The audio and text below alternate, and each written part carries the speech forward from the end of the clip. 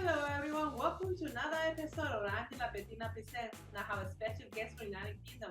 He's a successful filmmaker, Howard Ford. He has done 10 feature films and around 300 commercials. Let's learn more about him. All right.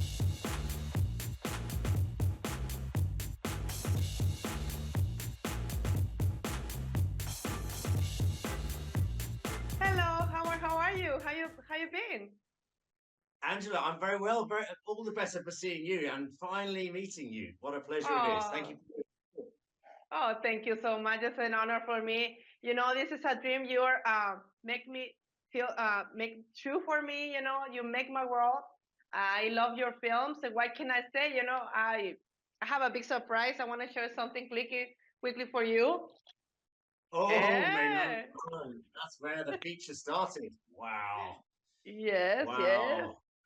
And Wow. this one brought tears my on my eyes. I love this one so much. I like this one so all of them. And then Oh, thank you. The Dead but before too. this Oh, one is the death one. yeah. Okay, just The a Dead misorder, one, but which this we show two. in Africa. Yes, Wow. this one All I these saw. memories never let go. Yes, in English and also Wow. in Spanish because Telemundo was broadcasting. It's one in Latin, in Spanish, television network, and I saw in Texas with my parents. We love it so much. Thank you. Thank you to your parents too. This one was the first I discovered you. Absolutely. When I watched this one, I fall in love, and I love your kids acting, and all the cast was wonderful, beautiful story behind. And after Very I proud. got this, when I started my friendship with Ross and Shaw, he told me, you need to start watching the rest. And this is the consequences. Yeah, Russell Shaw, fantastic. Everyone fantastic in Yes. that movie. And Oh, then this stop it. one was in different version. You're Um, right. what Love can I it. say? And the reason, if people are asking why in plastic, because I like to buy in digital version, and I'm a collector. And I prefer to keep it, with the plastic, Yeah, But I still that's have it. great. I have in both, in digital and physical copy. And the last Oh, wow. one, and because I'm still waiting for more your upcoming feature films, The Ledge, this one also in Okay. digital and in this version, and also I still I have Wow. this book that you The signed for book. me. It's a I beautiful really good. souvenir. I show to the audience. Thank Wow, you so much. fantastic. It's my pleasure. Thank you so much for buying all my movies and digitally renting them as well. To you, anyone who does so, I'm hugely grateful because as a filmmaker, if we don't have an audience, what is there at the end? Without our audience, we have nothing. We're up a mountain for no Exactly. reason. No, no, it's true. It's true. And like I think I mentioned to you when we have a conversation on Facebook. I tell you, for example, my parents they don't speak English, but they still feel connecting with your films. For example, the Death One and Death Two. My dad Yeah. he always asking, after he watched those two because he loves the horror films and he said, "Hey, I'm looking forward for more films. Even he cannot understand the English language, he can still connect in what is the story to see just Oh, fantastic. That's watching your great to film." hear. Yes, Thank you yes, to your parents, muchas gracias to your parents. And I suppose that's great to hear because getting that kind of feedback is amazing. Because I think as a filmmaker, you've got to be visual. I've got to tell visual stories. It's a visual medium. I think if it works on the radio, it should stay on the radio. So that's great to know. Thank you so much. mm, yes. Absolutely, absolutely. And I'm looking forward for more films of you and but that's like I said, the first time I discovered the never no sorry the Adventure Boys, and it was during the pandemic, and Yeah. and then when I saw it, I was what a message is has to be spread worldwide for the children because nowadays they spend hours and hours with the devices and they're not experienced to be physically like the childhood that you and I we had before, and that's Completely. That's original, and you were acting actually in that film. That's great. I was acting. I was in that film far too much. I mean, I was available. I was always there around the camera. Originally, I was going to have a very wonderful, the lead actor from The Dead to India, Joseph Milson, who's a zillion times a better actor than I could ever be. And I learn a lot from him when I work with him. And we're doing another movie with him soon. And so he was originally going to, be the dad in Adventure Boys. But it was like, okay, well, it was a low budget movie made from heart and soul.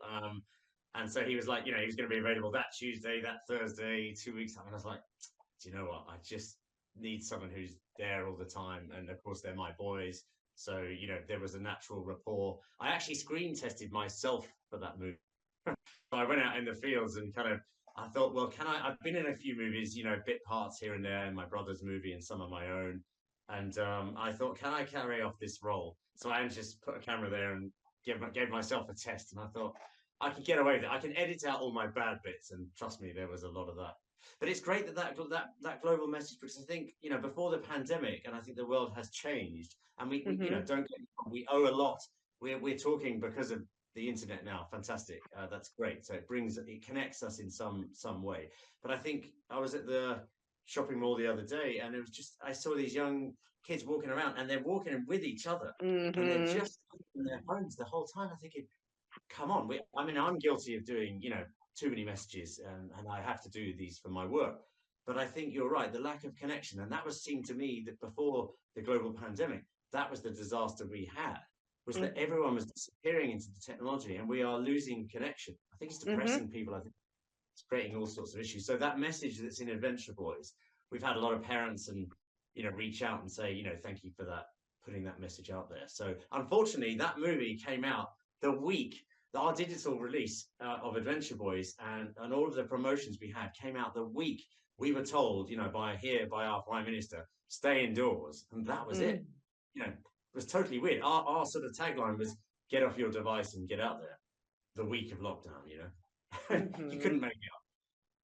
No, but I still, I can imagine the frustration of that, because like you say, okay, you create something to, to motivate children to play outside, and then unexpectedly something that we never expect about 2020, COVID comes. Yeah. But still, the message is there. Yeah, I'm pretty sure that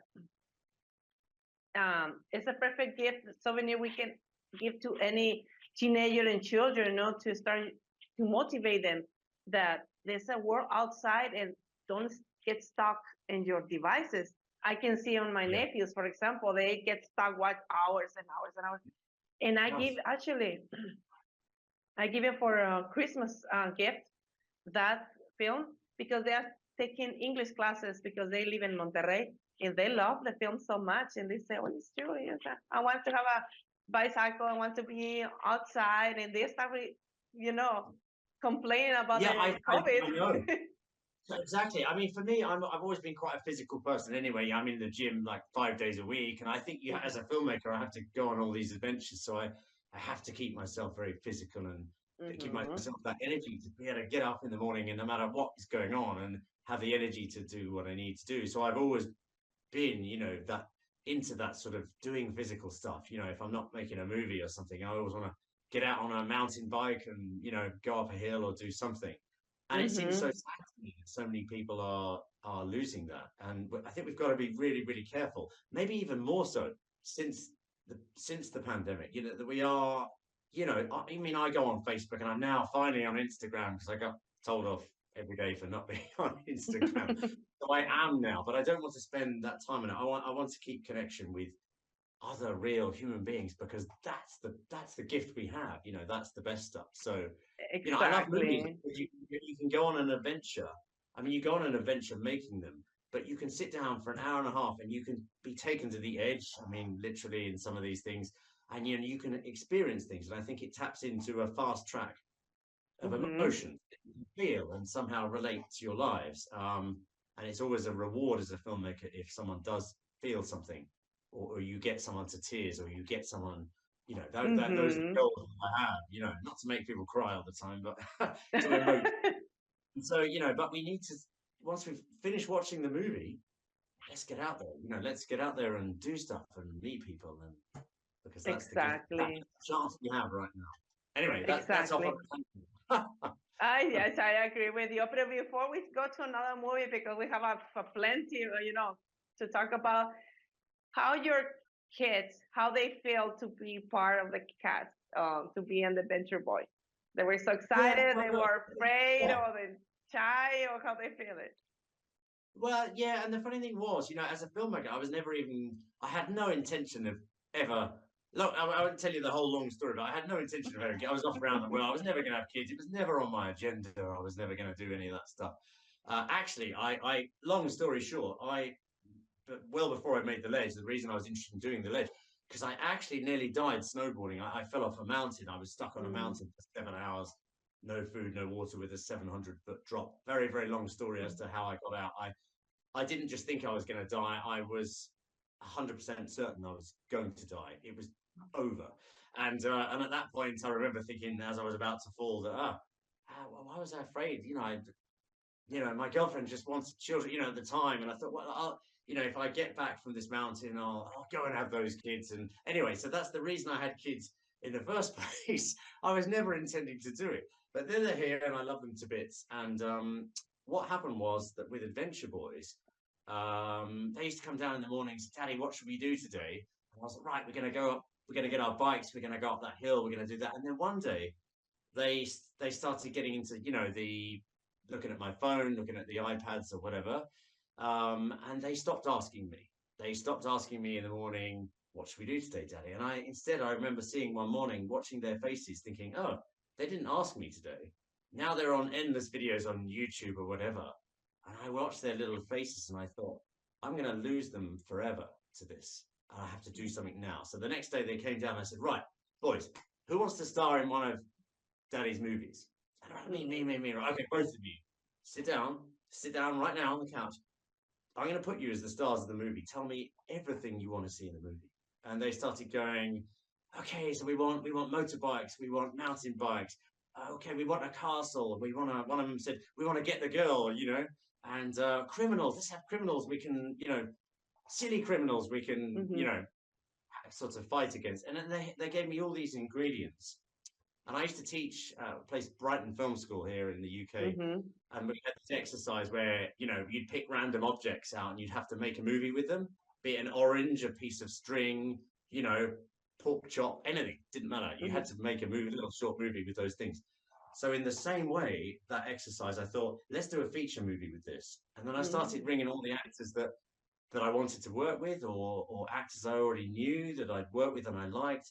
And I said, right, I'm going to make this movie, and it's all to do with getting kids off devices. I have no idea if this is going to become a movie that gets released, but I'm going to do it. And everyone said yes. And there was a great team of us doing it. And I think the boys, for them, the experience, Felix was 7, Rory was 9. To be thrust into leading roles in a movie with actors from Harry Potter and World War Z and all sorts of wonderful cast that we had was really, I think, an unbelievable experience for them. But you know what? A couple of after the film was released and stuff, and it was on the cinemas, and I remember my Rory, my oldest, was very nervous about it, and we sat in a full cinema, a local cinema, um, mm-hmm. in Hailsham, wonderful cinema there, and it was a full house. I mean, everyone had turned up, and when the film started and it started working, people were laughing at the Mm-hmm. jokes, and he then totally relaxed. This tension, I could almost see it go from his shoulders, and he turned to me and he goes, I am proud, Daddy, and that was a very nice moment. Felix, the youngest, I think, is the who's been in the lockdown hauntings. And he's in a new movie we're doing coming up called Damaged. He's, I think, more got the acting bug. They're both very talented, but I think Felix is perhaps more naturally the actor. And a couple of people, just maybe I shouldn't admit this on an interview, but I will. But a couple of people at Rory's were a bit mean to him at school about it. You know what I mean? Like, which I thought was really sad. Oh, you think you're an actor? And he's like, no, he never wanted to. They had no ego about it at all. They never wanted to That's good. put their hand on something in a movie. But look, so they I think it was a great experience, and I think in 20, 30 years' time, one day they'll dust that movie off, they'll watch it again, and they'll understand everything I was trying to say. Yes, absolutely. But he also was a Never Let Go, no, at the end of the scene. He's in at the beginning as well. Yeah. So now Felix, yes, Never Let Go. I made. I mean, all these crazy stories I have about my real life. I really, I nearly lost Felix. This is before we made Never Let Go. I was writing another movie, and we were in Malta, very wonderful country, and I would definitely go there again. As my first day looking after him, he just turned 3, and he was on the lilo in the pool. I don't know what you call it in the States, but it's this floating device. Mm-hmm. And you know what? I'm guilty. There we go. Here's mobile devices. My phone went in my back pocket.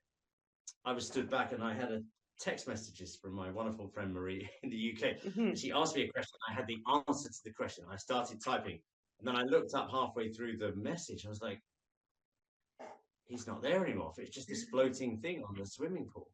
It was, and I mean, my heart started going. I was like, what? It was a really busy resort. I ran over to the pool, and I was like, Felix, where are you? He's not in the pool. And there's all these people running by, and I thought, oh my God, he's been taken. I thought I've seen these videos. We've all heard these stories.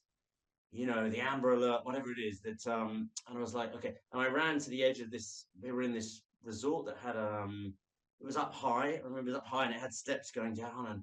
And in my crazy mind, my adrenaline going, I was thinking, I mean, I'm not a violent person, but I'm diving on people and my fingers are going in their eyeballs. I'm not.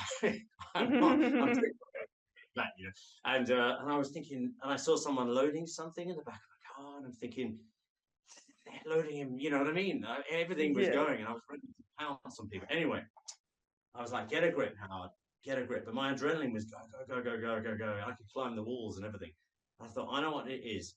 He's gone to some swimming pool around the back of the hotel because he and Rory went there when we first got there and went down the slide. And I said, don't do it while I'm not here. Anyway, I started to run round to that pool, and then I saw this glint of light on the water. And it was a glint of light went in my eye from air bubbles. When I look back at it, it's bonkers. And the glint of light caught my attention as I was running, and I stopped running. And I went to the pool, and there was a shadow at the bottom, which was, Felix. And I thought, that's it. It's over. And my life's over, his life's over. It would be over, right? And I dive in the pool, and he was in the deep end, and I get him, and I couldn't even get to the shallow end and keep his head out of water the whole time. It was a nightmare. So, and I'm telling you this story for a reason. So I shook him. I was like, oh my God, this is it. It's done. It's over. And I shook him, and he coughed, and he spluttered, and he vomited on me. Best moment of my life, having him back. So he was back in the world from where he'd been or where he nearly went to. So I was writing another movie, and I thought, oh my God, I've had this experience. I have not carried this child inside me for 9 months and committed to the physicality of birth. My contribution is limited, but I thought, right, why haven't I seen a movie where a woman uses all her internal and external strengths against all odds? Because when I think back about what I thought had happened to Felix, I'd still be out there now. I don't think I could have ever got on the plane and gone, we had a good search, but hey, that didn't work out. I'd be there now. I wouldn't have left, I would never have left. And so Never Let Go kind of came out of that. And I'm a believer as a filmmaker in always trying to find some sort of truth within the fictional circumstances. It doesn't matter if I'm, making Escape, where I'm making, whatever type of movie I'm making, I'm always trying to find just a little bit of truth. So with Never Let Go, I had some truth. I had my belief and I had my experience. And I thought, let's have this as a female-driven movie. Because there's kind of not enough of them, let me say, and I've made a few of them myself. So this is a long answer to your question, Angela, but I wanted to get that story out because those incidents is when they happen in my life. I try and turn them into something constructive. I look at the disaster, the mobile phone situation, Adventure Boys. I nearly died on a mountain. It's not my script. Tom Boyle, wonderful writer, his script. But the reason I was attracted to do that movie is because I'd been hanging on the side of a mountain, so I felt I had a little something to say about that. And Never Let Go and Angela Dixon, who I've worked with on a number of movies, including The Lockdown Hauntings. She's also in escape too, and we'll get to that. But she did an Mm. amazing job in Never Let Go. We shot in Morocco. There's a little bit was done in Spain, and there's a little bit set in the US as well. But tough movie to make, running around the streets of Morocco. But I wanted the environment to be like a maze through those incredible streets. Morocco's beautiful, but Mm-hmm. the fact she was stuck in this intense situation. So I think mothers particularly have a connection to that film. No, absolutely. And Angela, she's a fantastic actress in a way she also transmits that role. When I watched the film, because I watched several times in English and in Spanish, but it's one of the type of movies you can watch over and over and over. Actually, my husband, he's a fan of you. He loved all of them. But for this one in particular, you can feel her, her anger, her frustration, everything. Even when she was climbing on the big wall, I was feeling pain in my feet, in my foot, and then, I was, Yeah. I was feeling like I was inside of her. You trust me that, and also potentially like she's top of the top of the top. What can I say? Then action actress, and what a wonderful choice you made with choosing her as a leading role for that particular film. Love it so much. Thank you. And I was delighted with what she did, and it's great that you picked up on those things. And I think it was a stressful experience for Angela, not just because, talking of the feet, she is running around in Mm-hmm.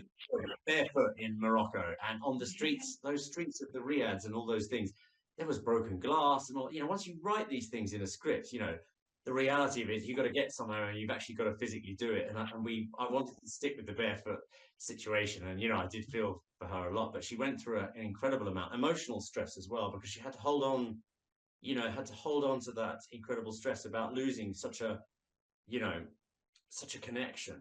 And I won't give her private information away, but I think she thought about certain family members, and it wasn't working. And then she clicked onto a particular thought, something real in her life, and then that was the connection, and she held on to that. And Mm-hmm. but with Angela, this is the importance of networking. It from it's all about it's kind of about who you know in this film business, to be Mm-hmm. honest. And it's about those networking connections. I'm always looking out for brilliant actors, actors I want to work with. And with Angela, we met at the Cannes Film Festival 5 years prior to making Never Let Go. I was there with The Dead, just before its theatrical run, which was a successful horror movie. We got to #1 in the US at some point on Blu-ray and DVD with that movie. And Angela was there, and she came onto this boat. I was already on this. You have these parties in Cannes on boats and things, which are very nice to go to. You get champagne, and Mm-hmm. the sun's going down. It's all the situation is right because they time them at that time. So we met on a boat, had a nice little chat. All right, you're an actor, I'm a director. Had a drink, and I saw her showreel. She showed me her showreel. I think I showed her a trailer of The Dead at the time. Had a nice chat, and I thought, well, there's a nice person who's talented and everything else. I think we had a lunch in London, but it took us 5 years till this experience happened to me, and I thought, who is this mother? Who is this woman? Boom, boom, boom. My Rolodex of actors goes like it does with every time I cast a part. Mm-hmm. Think of all these people, and then boom, it just flashes up for me, and it was Angela. It's Yes, her. yes, yes, She's got yes. all the. She's very physical. We were both. That was something else. We were both into our gymming and running and all this sort of stuff, and I remembered that. In fact, when we were shooting Never Let Go, we had in the morning. We said, right, 5 o'clock in the morning. I think it was every morning, 5 o'clock between 5 and 6. We're going to set a gym up on the roof of Mm-hmm. where we were. When the sun is rising, we can go up there and we can set a gym. We invited everyone.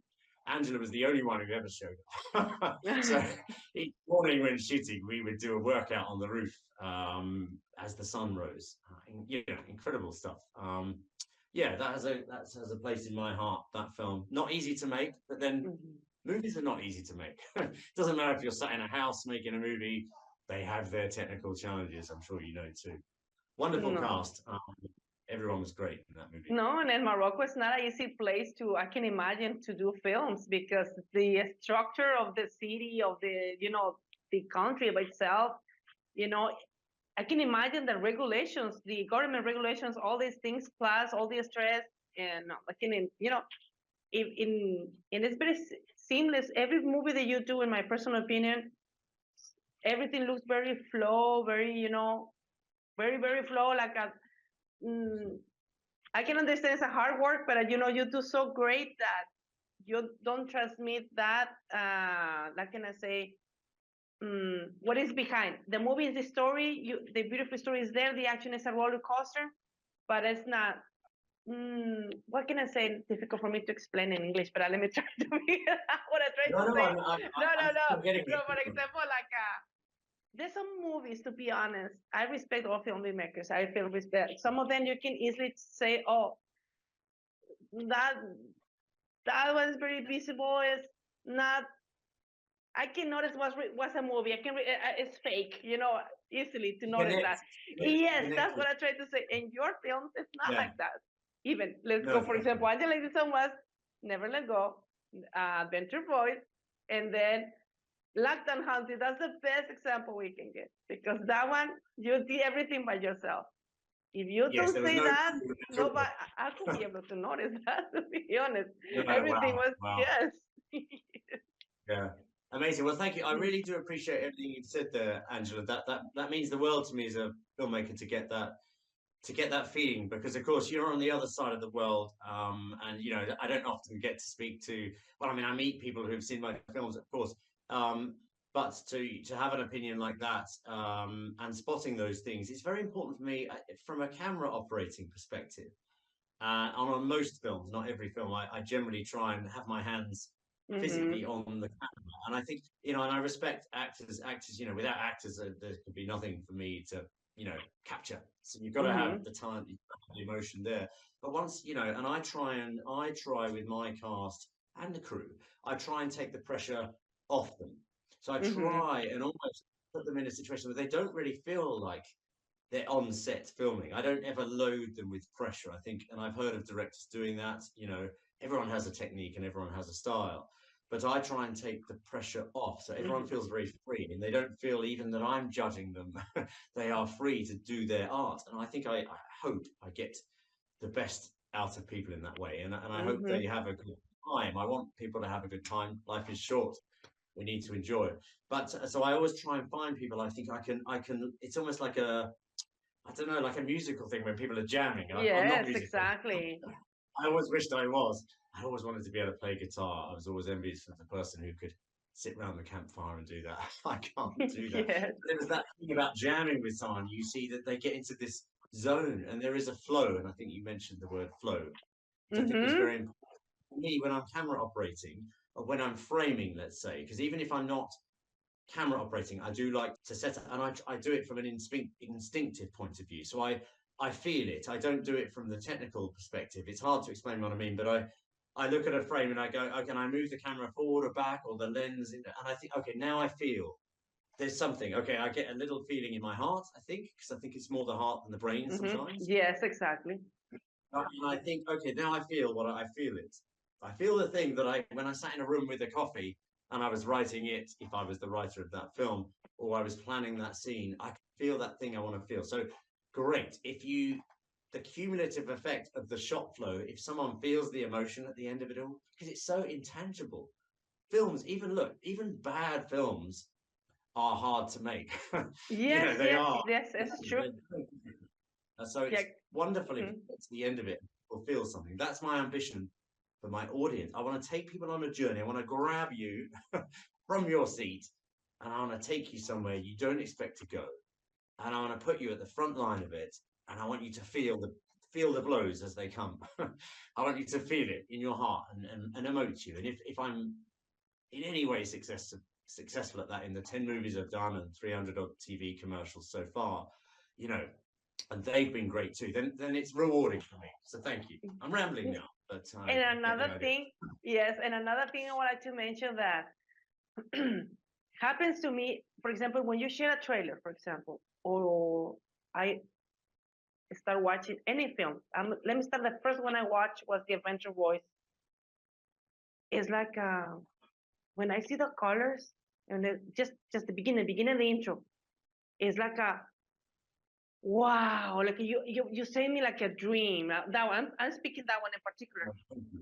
Yeah. And then when I watch for the other ones, the second one was the Never Let Go, and then the Death. It's like I don't see any difference from let's call Hollywood movies.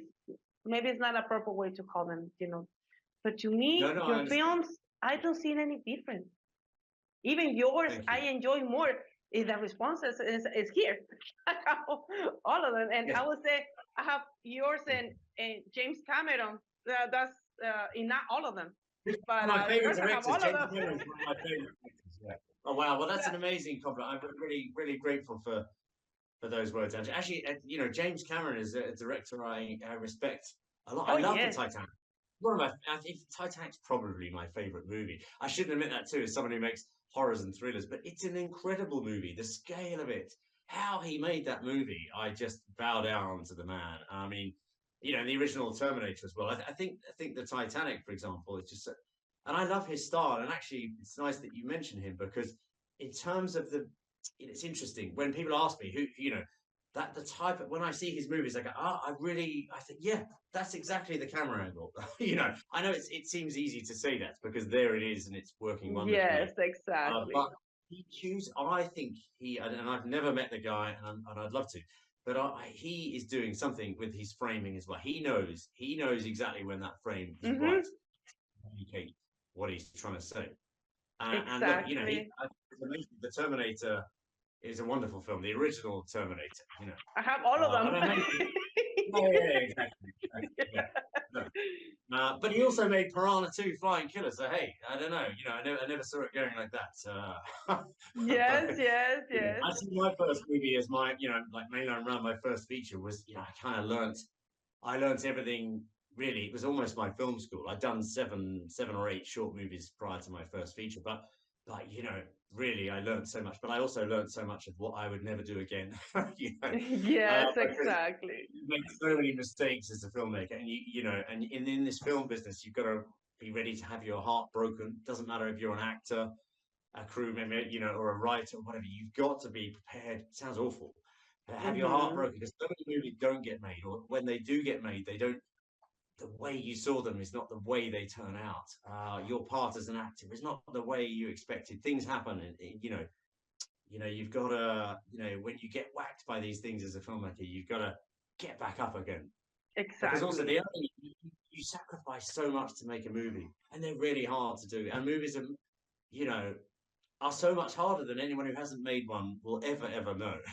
There is so much that goes into the not just the development of it, the filming of it, the post production, and all these things. And then, Mm-hmm. of course, someone can straight away, jump onto IMDb and say it's the worst film ever made. So you can have your critic straight away. But you got to deal with that as a filmmaker. Exactly.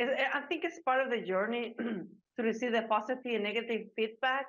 But at the end of the day, the thing is the consistency and the numbers of people there buying the film. Because, for example, there's one films that have, like I said, 2-star rates or one rate, and they sell a lot. Was blockbuster in the cinemas and things like that. So I think it just depends. For example, Michael Bay, he's being criticized a lot, and then people still buying their movies. And just I love his movies. Well, here's the thing. Here's the thing, Angela. You are absolutely right. But here is the thing: having a good movie, there's Mm-hmm. no relation to the financial success of the movie. Mm-hmm. Having this is what I think a lot of people don't actually understand. Like some people say, I have a great idea for a movie. I Mm-hmm. mean, so many people have a great idea for a movie, right? I meet them all the time.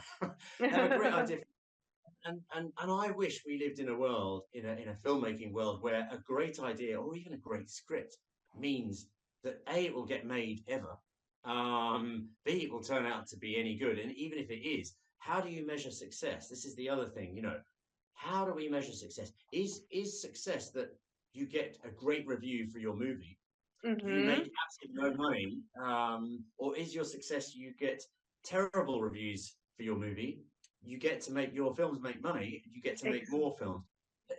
There's no, it's all off kilter and it's all off balance, and you've got to that noise as a filmmaker. You've got to stop listening to it and just keep moving. Exactly. This is something I like from Michael Bay. If he's watching my podcast, my admiration, Yeah, respect to him. He says, "I don't care people say about my movies are popcorn movies. I don't care. I just entertain it, teenagers, and that's it." And he Stuff loves it. is really He does great. it has its place. It has its place. I think as filmmakers, we shouldn't be fighting for the same space. And also we Exactly. shouldn't spend any time being envious of what, with any walks of life. It doesn't matter if you're a hairdresser or or you whatever you do. We shouldn't Yes. spend time thinking, oh, that person's getting more of what I want. I think we spend so much time in the world being absorbed by all these things, or being, as an actor, of course, you always think, well, I could have played that part. I could have played Hmm. it better. Why were they cast for that role? I mean, I'm not saying everyone is out there feeling that, but there's a lot of that feeling around in the business, and Yes, we can't be absorbed by that. We've all just got to keep going forward and not look back. exactly. And how another question, speaking about the risk and all these things, because be a filmmaker, no matter, like I said, bad or good, it's a lot of work, it's a lot of risk. For example, for the lockdown, I remember like I was yesterday. You put a Facebook message and you said, I cannot be sitting down doing nothing. I have to do something. And how you make that decision to do everything by yourself, knowing all the restrictions, all the fears, because we don't know what's the COVID. Everybody was, scare each other. Can you tell us about Yeah, that? I can tell you about that. It's a great question. Yes, and I remember the moment too. We were just a couple of weeks into lockdown. The whole world, right, stuck at home all Mm-hmm. of a sudden, and I'm someone, as I mentioned earlier, I'm out there on my bike, or I'm running, or I want to go do something Mm-hmm. physical, not making a movie. And we were going to make The Ledge. That had been delayed again because of COVID and all of that stuff. And I sat there and I thought, well, I've got to do something. And I thought, well, here's the thing: as a filmmaker, you've got to use what you've got. I always say to new aspiring filmmakers, use what you've got. If you've got an amazing location, if you've got a great tree, if you've got a great car, if you've got a great outfit, or what have you got? What have you got? What have you got? Mm-hmm. Base your film around that. Start with that. Start with something real, and then work it out from there. Mm-hmm. So, what did I have at that point? What did we have? We had a pandemic. We had fear. We had isolation. We had anxiety. And I'm a Mm-hmm. filmmaker, and I'm a storyteller, or at least I try to be. And I thought, well, can I do something with fear, isolation, and anxiety? And I thought, well, I've got all these actors at home. Surely these actors want to act. We're not allowed to make movies as such at this point in time because we can't get people together. So I thought, Mm-hmm. well, and I've always been a believer as a filmmaker of learning everything on set. I want to know how to do the sound. I want to know how to do Mm-hmm. everything because so I can understand. I even want to know how to act. So it makes me a better director. And in fact, I learned a lot from acting, Mm-hmm. things I shouldn't do. So with this lockdown, it came along, and I thought, well, let's put something on Facebook, as you remembered. And I thought, actors, if I was doing a lockdown movie, and with no crew, and I could film it with you in your homes, would you want to be a part of it? And I thought, well, I might get some people saying yes, I might get some people saying no. And you Mm-hmm. might remember there were like hundreds of people saying, yeah, definitely, definitely. It was like hundreds of responses. And I thought, okay, there's energy there, there's positivity, there's energy. So I had to come up with something, very quickly. And I clicked on the idea, and I thought, well, what is COVID? Or at least, what are we told that it is, and what is it? It's a killer. It's killing people. And I know I lost my uncle to it. Had to kind of watch his funeral on a YouTube video, basically at the time. All very strange. He was the guy who got me into fitness, and there he is, Mm-hmm. waving goodbye on a YouTube video. I'm like, look, it's real. This thing is killing people, and it's invisible. So I'm like, okay, it's an invisible killer. People are stuck in their homes, and I thought, well, I've got to come up with a plot. And I thought, okay, let's say it is the ghost of a serial killer. I'm not quite sure exactly where it came from, and also during the lockdown, nature came out more. So you started to get more of the bird song and more nature. I thought, well, hang on, what if just conjuring up a story that during the lockdown, spirits are rising up, where the human energies, the traffic is not going by, the people are not walking by the streets. Why not? That the spirits are able to, if you believe in that kind of thing, the spirits are able to want to. So I thought, okay, this. I feel like I've got a story here, and how can I get this to work? Well, I can get this to work because we're in lockdown right now. Let's have the actors playing people who are stuck at home in lockdown, as they are, and the ghost of a serial killer is coming into Mm-hmm. the house. He comes into the house. this particular ghost quite likes young ladies. You know, he's not very pleasant, but he can float into the house. He can go into any house he wants. And if he likes the look of a victim, he can hang around and linger at the house and start to terrorize them and move objects. And I thought, well, I saw the making of The Omen and I remember the making of The Exorcist, a movie that's incredibly powerful to this day. Now, that has a particular energy of its own. And I remember just seeing this image of the making of the movie when and I remember the scene in the movie where the chest of drawers comes across the room, and Ellen Bernstein gets pushed into the corner. It was a terrifying scene. And then I saw the making of the movie. It's basically some greasy grip. He may not be greasy, he was probably lovely, but he was a bloke in a couple of blokes in an overall shoving the chest of drawers over, right? And he's got sound effects. And I thought, well, I need to do stuff like this. I could do stuff like this. I can have fishing wire, and a lot of it was done with fishing wire, because of course they didn't have CGI back then. I thought, you know what? I'm going to get some fishing wire. I'm going to load my car up with equipment, and I'm going to drive around the UK, which I did, with no crew whatsoever, and film in actors' houses. So within 2-3 weeks of putting that out there, and Angela helped, get dialogue together for that and write. Because I called Angela. I thought, well, she could be in it. Great. She wants all these wonderful actors, that I wanted to work with as well. And they all came on board. And I thought, let's just go around and do this. We went around to their homes and we just did little parts of the movie. And I thought, I don't even know if it's going to be feature length. But in the end, we ended up with a 98-minute movie, which is not just been released. I mean, Warner Brothers picked it up and stuck it on 462 cinemas in Vietnam, for example. It's still out there. It's coming up on the cinemas. It's getting a Latin America release. I need to check on that because apparently it was about now that it was meant to be out on some cinemas there. And that movie, which we got Tony Todd, who was actually a fan of love Tony Todd. He's brilliant. He was the Candyman in the Candyman movies. Great guy. I'd met him before. Had a lovely chat with him. He's a really, really nice man. And I thought, well, I've got to have a bit of a horror star in it. And I thought, well, let's try and see if he'll come on board. And then he did. And we shot his scenes via Zoom. But everything else, I wanted to do proper, camera movement, steady cam and tracking. And I wanted to do all the cinematic stuff. And it was an amazing exercise of me being able to do it as without any crew. I mean, if the actor had like Tiffany Hannam Daniels, her mum, I was super lucky to work with an amazing cast on the Lockdown Hauntings, Sarah Jane Potts, Heather Peace, and also Justin Hayward. I'd worked with also on Adventure Boys, and of course John Campling, who was another ghost hunter in Lockdown Hauntings, but also he was our villain in Adventure Boys. Wonderful actor, always loved working with him. Just a great cast. I was really, really lucky to be able to do all that with Lockdown with such talented people. Ksenia, who was in that, a wonderful friend, Tamara, who ended up working as a co-producer on Escape, which we'll talk about. So there were a couple of times when I had some people to help out. Joseph Milson, actually, because Jessica Milson is Joseph Milson's daughter. So when I was at their house, there was another person to pull wires, hold microphones. That was just random chance. And these people were great, but we just did it with no people. And then I went from that to The Ledge, which had a crew of 64 people. A totally different experience, but a really nice lesson, really good exercise. Yes, no, and like I said in the beginning, it's seamless. That there's very few or no crew at all, because it was perfect. The film is, the story, the visual effects. And I remember you post the knife was preparing to shot, and I saw that you stick in the wall or something. I saw it in your Facebook, but actually when I watched the movie, I didn't. This was seamless completely. Looks like a After Effects or something.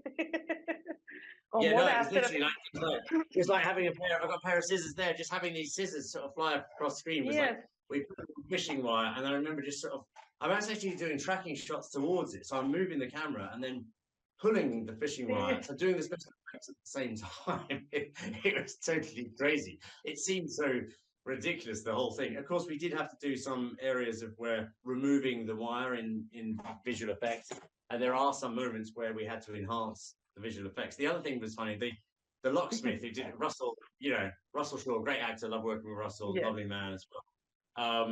He is the, again, all these I get these very lovely people to play the heinous serial killers. It's normally like the opposite types. Glenn Salvage is another one, plays heinous killers, but is really a lovely man. And he plays the locksmith, so it's ultimately the serial killer that went to prison and died on day one of lockdown, and his spirit has come out. So, but there were times, of course, I couldn't travel around. You couldn't even have a person in the car. So when I was then doing something at someone else's house, the only way to do it, I then had to sort of dress up as the ghost of the box, set the camera up, run into the shot, and then be the sort of ghostly figure. And actually one or two shots when we're at Joseph Milson's house, he played the locksmith just for the ghostly figure.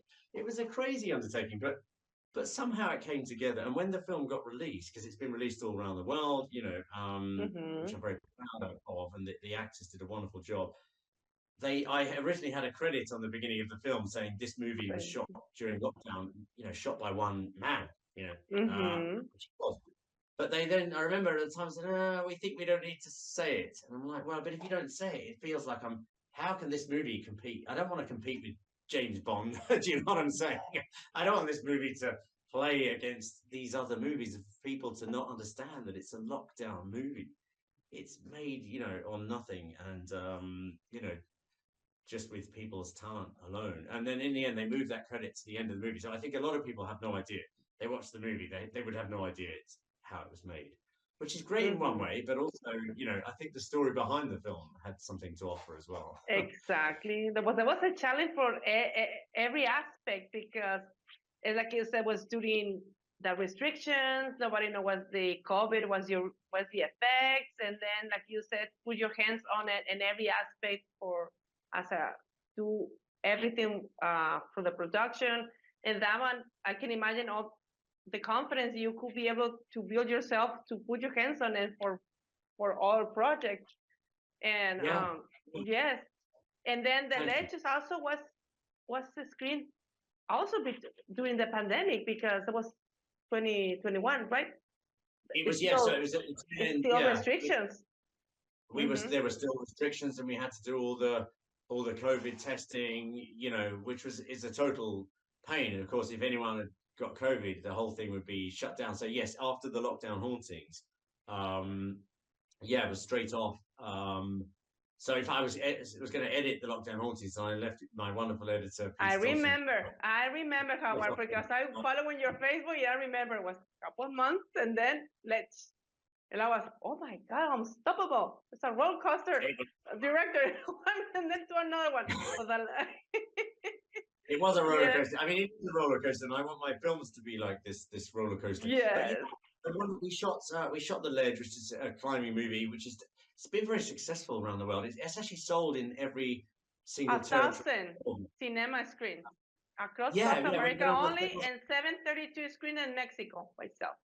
That's it. 730 screens in Mexico alone. Yeah, done your research, and it was 1,072 screens in total in Latin America, and it's had quite a lot of countries that have given it a decent theatrical release, and it's been doing, it's been doing well. It was not an easy movie to make. I mean, are they ever? But one thing I'd say is, when they say don't work with children, don't work with animals, don't work with snow and water, let me just add, don't work at height. I tell you, it's so tough. And when you watch the film, I guess, let me put it this way: for every 10 shots you can get on the ground, working at ground level, like most movies are on the ground, I think you can get 3.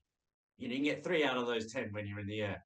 I mean, we shot. I mean, the actors are on a real mountain face half the time, and there's a jagged mountain face, and they're like, actually sort of ripping their hands up and stuff. It's crazy. And of course, I can't float in the air, and nor can the camera person. We had this huge sort of jib arm, and of course, trying to coordinate those shots, because once you've got your actor up there, your actors, And then I'm kind of going, I remember sort of talking to Brittany, the lead, Brittany Ashworth, and did a great job. But it was probably a frustrating shoot because they're up there and I'm down there and I'm going, okay, right, so the camera's gonna come in a second.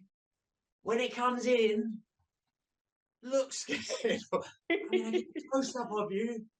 The camera's gonna come. I'll tell you when. It was like the reality of actually making that film and trying to then go, trying to get these poised shots of human emotion and things like that going on, and obviously the action, but actually trying to get anything that was what resembled what was in my head, and trying to do it without killing people, because of course they are at height and it's dangerous, and of course there are safety measures and things that we did, and times when we had to extend the mountain in CG, but essentially they're at height, and I'm down there half the time with the crew. And it was very, very hard to make that. And it was very, very hard to make it in the period of time that we had. I'm very pleased the film is doing well. I always feel there's more I could have done, with, time and resources. But the crew in Serbia were wonderful. It's set in the Italian Dolomites, and we had, drone shots of the Italian Dolomites, etc. But all the actors came out to Serbia during that, as you say, the window of when we were allowed to do stuff, with certain precautions. So it was made during that time. And we had 19 days within which to shoot that movie. Very tight period of time. I could have done with another 10 days, to be fair. But hey, you always want that. But they did an amazing job. Lots, great talents. Also, my friend David Wayman, great actor. I remember randomly talking about random casting. We were in the middle of the casting that movie. We cast it out of the UK and flew the actors out to Serbia. And we were in the balance over one of the parts. And then I remember my friend David, actor friend, another one I met in Cannes. There you are. It's good for networking. Does work. He changed his profile picture on Facebook, and he had rock climbing in the background. And I went, I like him as an actor. I've always wanted to work with him. He was on my Rolodex of actors that whizzes through my brain every 5 seconds. And I thought, I like that guy, and he's a good actor. Can he climb? And so I sent him a segment. Are you a climber? I went, yeah, mate. He sent me all these videos, and there he was, have a rock face and hanging off the thing. And I was like, and I spoke to Fred, the producer, wonderful producer I'm working with a lot, Fred Hedman of GFM Films, who I'm working with a lot.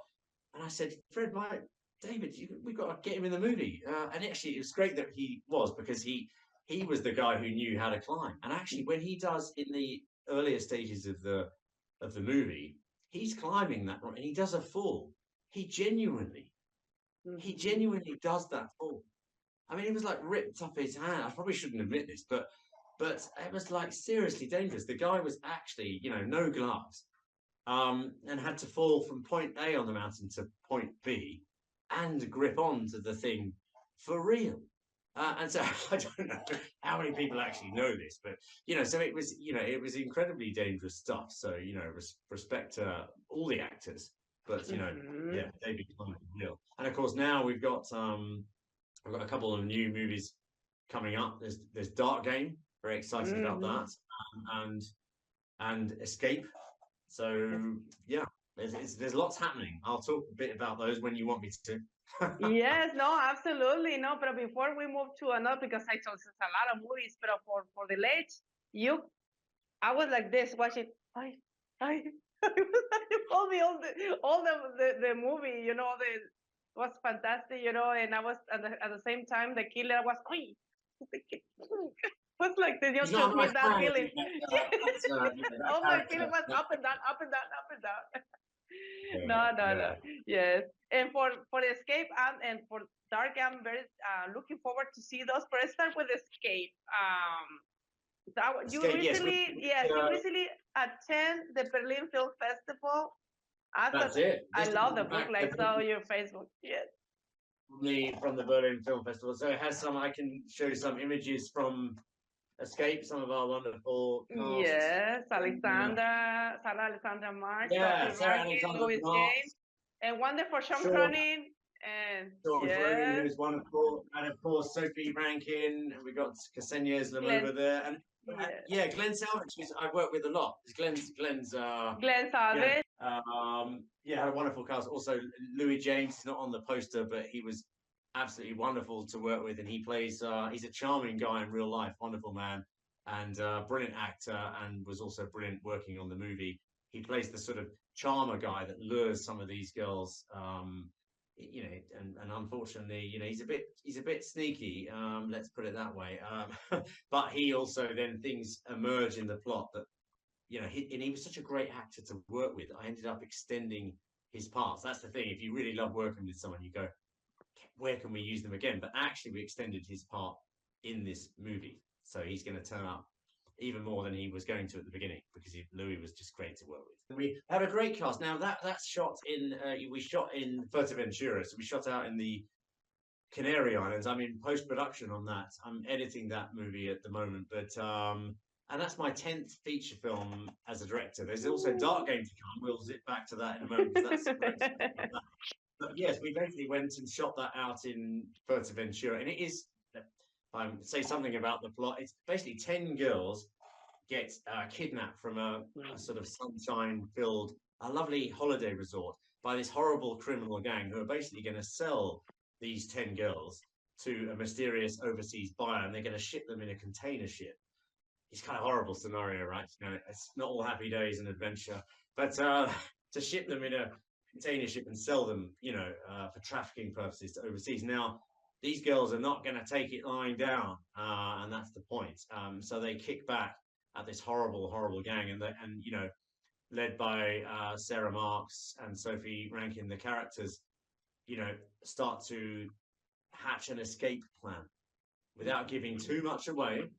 Not everyone's going to make it, but some people may break out and find themselves in the middle of the desert because basically this where the girls are being held prior to shipping is underneath this incredible sort of villa. I just, you know, wanted to stay in all these.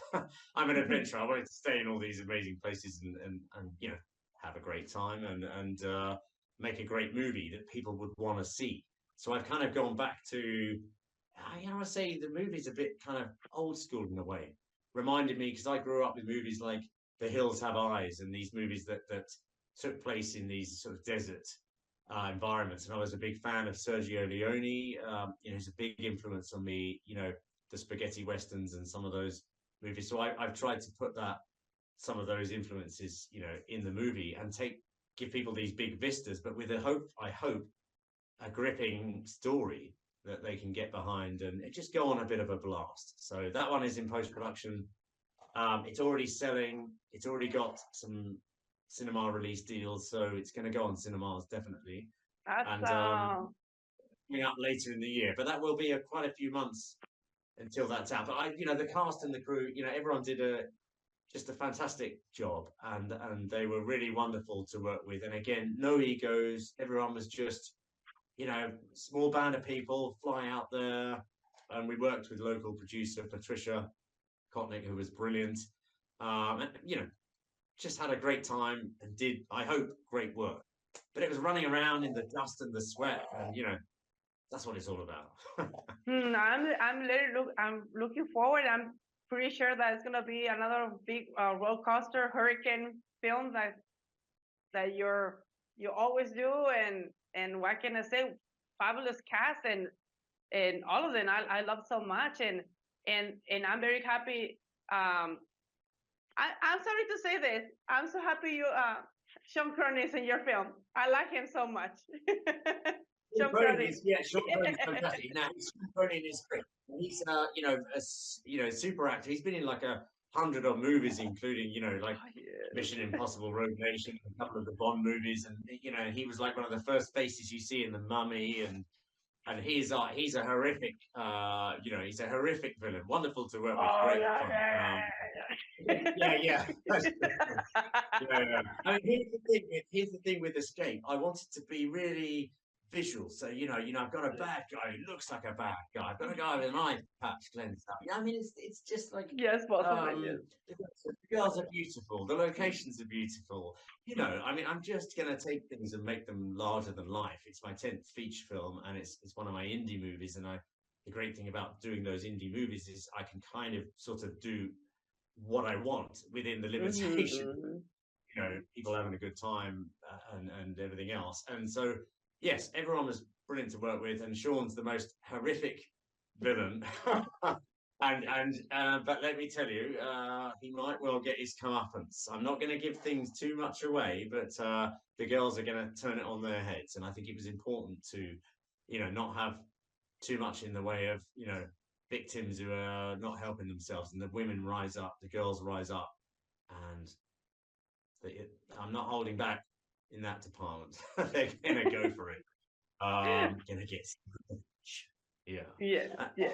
So they did a great. So I'm very excited about that. And also we've got I work with a fantastic producer called Tom George, who's also a great friend as well. I've known him for years and always wanted to work with. And we've got, I'm just going to sit through to give you a visual. I'm sure you can bring it up on the screen highly professionally, but we've got Dark Game as well coming up, which stars. Yes, when Sophie Rankin is going to be.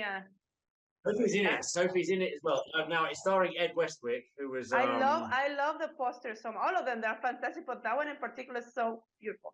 I like it. Great job. Yeah, thank you. I love working with it was super cast. Ed Westwick is an amazing actor as well, and we had a super cast. All across the board. The guy playing the presenter and all the. I'm not sure how much I'm allowed to show, but I think we can flash a few images from the movie. And, yes. Yeah, I love working with Tom George at Happy Hour. He's a guy I've known for years. Again, we knew each other networking down in Berlin and Cannes and things. And we were always like, one day we're going to work together. And then he called me and said, do I fancy directing this movie? And it was originally called, I hope he doesn't mind me saying, it was originally called Russian Roulette, the movie, because the game inside the movie is called Russian Roulette. And we had to change the title of the movie because of events that then occurred in the world. But it's basically about Detective Ben Jacobs, played by Ed Westwick, who was the star of Gossip Girl and White Gold, etc. Brilliant actor, who is playing a detective who is trying to bring down this heinous masked killer who's kidnapped people and is forcing them to play a game of death online. So you can watch this game in the movie online and take bets on how they're going to be killed and participate. For me, it was like a statement on where, because I always look for those deeper meanings. And when I first read the movie, I thought, oh my God, there's this heinous death in the first minute. I'm not going to do this movie. But then I thought, oh, wow, it's actually a very clever movie, very well written. And, it's a statement in a way on where the internet is going. Scary things on the dark web that I think are occurring already. I don't even know how to get on the dark web. I don't want to know. Please don't tell me. But anyone who's watching, but there is this world we know of, and that dark things are going on. And in a way, it was a statement on that. So I hope it's a really gripping movie that takes people on this journey into that dark world while they're trying to bring down this game. Very excited about that. Awesome. I'm looking forward. I'm very, very anxious for it, and I'm pretty sure that, what can I say? Another 2 more in my collections. I cannot wait for those. Well, fantastic. Yeah, hopefully we'll get on the cinemas as well, and there'll be, things we can get you into the cinema to see. We must get you to a premiere at some point. That's another thing. That would be awesome. Yes, it would be an honor. Yes, absolutely. Yes. I should fly out. Any excuse for me to fly out. I love flying to places, so there must be somewhere also, near-ish where you are that we could coordinate, get you to a premiere. That would be great. Awesome. That would be good. Absolutely. I will be there. Awesome. And congratulations for all your achievement. But I know I want to highlight something that for those people that are watching this, that award director, 10 feature films already done, because you're already the 2 in post-production. 250 commercials. The commercials is doing you do also in the meantime. Like I've kind of lost count of how many commercials. So 10 feature films now that I've directed, and probably around 300 commercials. I kind of lose count at some point, but the commercials are really great things, because it's not just the fact you do get well paid as a director for doing commercials. There's no doubt. But they're mini movies, and also I often make such happy stuff. My commercials are, some cheesy coffee commercial where it's romance and things like this. I've done things for Nescafe, Guinness, most of the major brands. Unilever, Procter and Gamble. There's a lot of commercials, a lot of brands, and you get to do these mini movies, which are they're great little practice to sort of go, well, I'm going to shoot it like a mini movie, and then you can use that experience when you're making movies. You can bring it all in, and you have that stuff at your fingertips. Exactly, exactly. And also, congratulations for your award with Magica Film Awards as a best feature. Yeah, or have it here, best feature Yes, for beautiful. And feature also for. for, yes, yes. And also, was congratulations to the producer friend Hetman. He's part of your team. He's always with you working on your films. And also, uh, Maggie and what she's the one organized this She's the Maggie's award. fantastic Meg, magic. yes, She's yes. organising something else for the Cannes Film Festival as well. So Mm-hmm. she's organising something for the Cannes Festival as well. Yes. So she's great. Yeah. She is a fantastic person. Yes, Very founder and host. entrepreneurial, very Yes, very a miracle very moment. Yes. entrepreneurial. Yeah, strong woman, go getter. We need more of that. Mm-hmm. Absolutely. No, but thank you so much, Johan. And any additional projects besides the dark game, I'm sorry, and the escape? Anything else besides you want to share to your Yeah, fans? well, I am attached to four other. I'm actually attached to four other movies coming up. Mm-hmm. One is called Damage, which we're hopefully going into production on in the next few months. We're casting for that at the moment, and we're gearing up for production on that. I can't say too much about that one because I'm not allowed to at the moment. But that one is another thriller which has got a lot of great action from the same writer of The Ledge, Tom Boyle, Mm-hmm. wonderful writer, very talented man, and working with Fred Hedman and the team at GFM Films on that, Kate Hedman as well. And so, yeah, very excited about that movie. I'm also working with a producer, friend of mine who I've known for many, many years, wonderful friend Mark Andrews, who we're working on a movie called Indelible, which may also Mm-hmm. become a TV series. That's something I wrote a while back, but these things come up.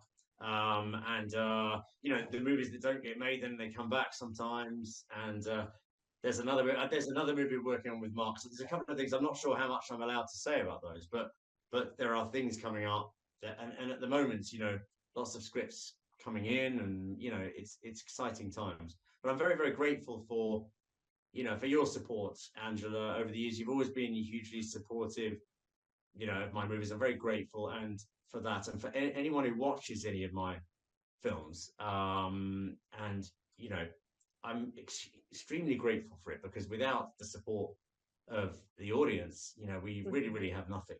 And so, without moviegoers, without people who want to be taken on a journey, what do we have? So I'm very grateful for all of that. So thank you to you and everyone who's watched my films. You're welcome. You're welcome. And I'm pretty sure that I'm very proud and very honored to call you friend, super fan, my super fan. But before that, I'm your fan. And I'm very proud to say I'm your fan and will be your fan for forever, because, having this interview, doing this to me is a dream come true. I was telling my husband and telling my mom, and, it's a beautiful feeling. Thank you so much. And I'm pretty sure that a lot of fans like me will be very loyal, and we start collecting, because but it's a beautiful feeling, having the physical copy, and and it's the first time we start connecting in Facebook and interacting during the pandemic. Was the time that people get connect, and somehow was the positive side of the COVID, the 2020. And I learned about you and following your career, and you are very humble, beautiful soul person. I call my soul brother. I love you so much. And in the success, the success keep you that beautiful soul you have. So there's no ego of you. That's very, very I kind. feel that you're beautiful. What can I say? I love you so much, Howard. Oh, thank you. Vice versa, Angela. And I'm a believer in treating, everyone with respect. It doesn't matter if someone, serving you at the table, if someone is sweeping the floor, or if someone's the MD of a big corporation I'm working from. I treat everyone the same. I have respect for every human being and what we contribute to the world in our different ways. We make up the world. And I think any positivity you put out there, goes around, and I think that's the stuff that makes this world a beautiful place if you want to look at it like that, because and we have to open our hearts to the fact that it can be. I mean, look, we can all focus on the frustrations and negativity, and we can go down that road if we choose to, somehow, no matter what. And I think it's, I want to put this out there to anyone who's trying to make something, be that a film or a project, and is that sometimes if you don't look at the whole journey in one go, it's like, just look at each step and just go forward. And, anything is possible. We can achieve anything. People say to me, oh, how do you go out and make, no, I got out and I made movies. How do you go and make movies? Because I get out of bed and I make movies. I go and do it. Somehow the doing it of it creates the path. And, if put that out there, and congratulations to you, Angela. You've decided you do your show. Now you're interviewing wonderful people, and you're very active, and you're very kind and giving and encouraging on social media. It makes the world a difference to all of us. Oh, thank you so much. I want to share something with you. I want to, first of all, thanks to Marcina Messer. She encouraged me to be part of Ray Illumini. She's your friend. We have a friend in common, our soul sister. I call her my sister. I love her so much. Yes. Yes. Yeah. And she encouraged me, just get into the radio, English is not my first language. Sometimes I have difficulties when I communicate, and something I'm working on every day to improve that skills. But when happens with Lockdown Hunting feature film, and you says, no excuses, I have to do it, move forward.